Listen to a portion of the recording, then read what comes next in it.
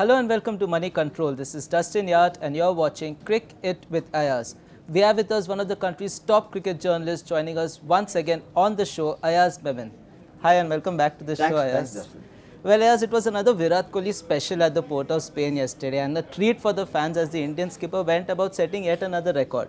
He is now the quickest to 2,000 runs against a single opposition and surpassed Ganguly to take 8th spot on the list of highest run getters in ODI cricket. And let's not forget, Kohli is also just 1 century behind Tendulkar's record of the most hundreds against a single team. Is it safe to say the dry spell has ended for the Indian skipper? Well, I don't think he had a dry spell. Dry spell in terms of centuries, perhaps, but not in terms of runs or form. Because I was in England during the World Cup, as you know, and he was in fantastic touch.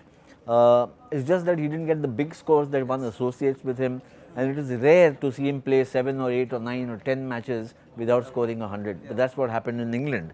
But here, I think this was a very fine knock. I mean, we can look back and say, oh, but the West Indies are not the greatest team, this, that and the other. But remember, India were in a spot of bother, and it needed somebody to bat with the kind of authority that Virat Kohli did. Because either it's him or Rohit Sharma who have been showing the way for the Indian team in the past few years. They've been the batsmen best equipped and have been scoring the most runs and the most centuries. So one of them needs to bat like this. The one thing which has struck me about Virat even during the World Cup is from ball one, he's not hesitant. He's not kind of, am I there, am I not there. He's very sure about his footwork. He's quick to judge the bounce of the ball, the movement, the lateral movement in the air, and he's into his strokes very early. So this is what we saw yesterday. And then 3 wickets down to have that partnership with Shreyas Iyer just put India into a very strong position. I thought that actually India should have got about 300, which they didn't. But the West Indies has been. This is why the West Indies are, they are a mercurial team, but that's why they languish in the rankings because there's no consistency. If anything, this was a match they could have said, okay, you know what, we've kept them below 300. This is a good chance. Let's go out and win. Flattened. Well, as there were quite a few positives for India, and as you mentioned, it was also that partnership with Shreyas Iyer, who grabbed his opportunity with both hands. Are you happy though with his batting position and with the Pant experiment at number 4, or would you like Iyer to be bumped up the order? No, bumped up where in the order? To number 4? No, yes, I think that number 4 is something that he's going to be occupying. It looks to me, the reason why Pant he played even in England. I also think he gives a left-handed option in the especially if Dhawan gets out early. If Dhawan is not batting, and you won't as much as possible try and want a left-right combination because it upsets the rhythm of the bowler and the field placing. But Pant, unfortunately for him, what is happening is that there is no question about his talent. It's just that again about the consistency. And I'm no longer, I don't buy the argument that there's not enough experience and he's young, he's 21. One can't be too harsh on him. But remember, when Vishwanath played his first test match, he was about 20. Gavaskar was 21.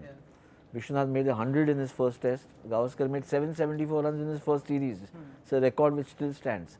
Now with all the talent that you've got, if you don't, win 7 out of 10 matches, if you come into that position, then questions will arise about your temperament. And that's something that young Rishabh Pant needs to guard against, which is exactly the opposite of what Shreyas Iyer did. Now, Shreyas is a couple of years older, a few years older, but the way, he came there and he's been kind of complaining that he's not been getting opportunities here, there. He's played 8 matches for India. He's not very seasoned. He's just, played as many matches as Pant, perhaps. He chose this. He took this opportunity. He says, there's only one way to assure myself of a place, is to be consistent. So he's made that 70 odd, and he'll definitely play the next match and probably the next series. But for him also, he needs to be consistently scoring these runs to lay claim to a fixed place in the middle order, and then more and more important is can you get into the number 4 slot. Yes. So that's going to be a bit of a battle there between these two, maybe a couple of other players. They'll be in the squad, but who gets the first in the playing 11 and then what number? Also, Iyer has shown good maturity to lay stake to that claim. Also captains. Delhi Capitals.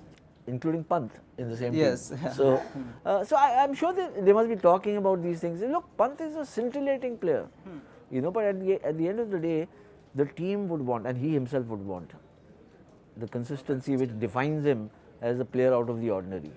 Well, Ayaz, India cannot lose the series now, given their 1-0 lead going into the final match. But anything less than a victory would be a disappointment for us. Any changes you would like to see in the third ODI? I don't think, I mean, look, who else is there to try out now, apart from Rahul, who played right through the World Cup. So you don't want to try him out. The problem is, Rahul can only come in place of Shikhar Dhawan.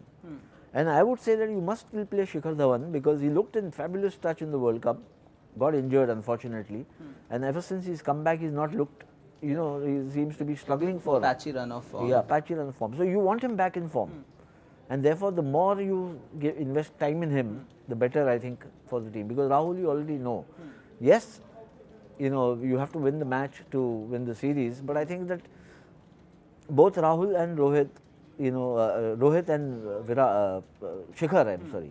If they give you a good start, then Virat in this form, Shreyas in this form, I don't think you can lose the series.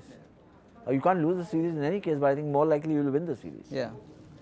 Well, as another Kuldeep Yadav was decent in the game, but still he was outperformed by Roston Chase, the West Indies spinner. Do you think it's time for Yuzvendra Chahal to be given a look into the side?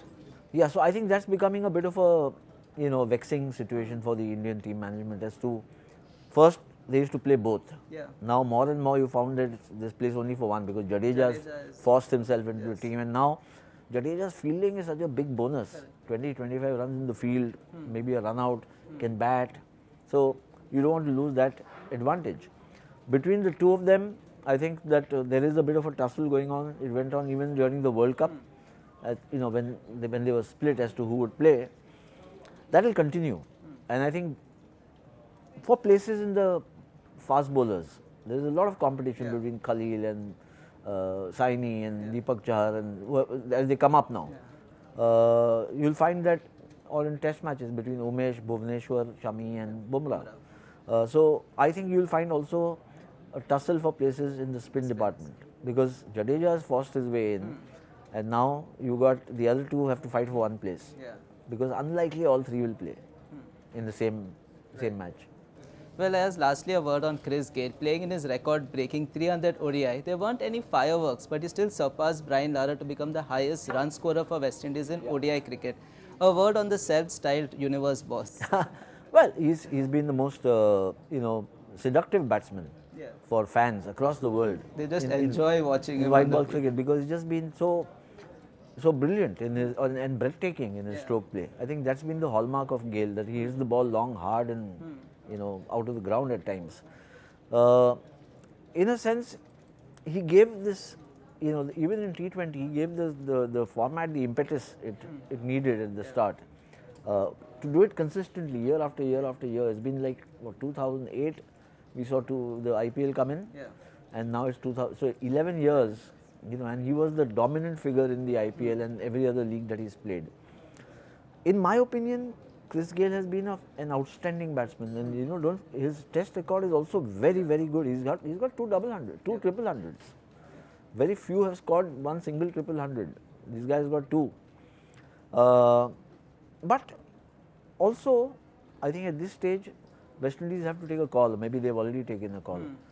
He was to retire after the World Cup. He wants to play still. He's become one-dimensional as a cricketer. He's a white ball cricketer. He goes bang bang. If he's not going bang bang, then West Indies suffers, and he's not very mobile on the field. He's even stopped bowling. He used to do a lot of off-spin bowling earlier. So you have to now look at the sustainability of Gayle in the team has to be defined by his utility. If that is not happening, same principle applies whether it's Pant or Gayle. If you're going to play 2 matches out of 10 where you can score a match-winning knock, then it's not good enough. Well, thanks for sharing your views with us, Ayaz, and we look forward to a positive end to this series on Wednesday. Well, that brings us to the end of this episode of Cric It with Ayaz. For more news, views and other updates, stay tuned to Moneycontrol.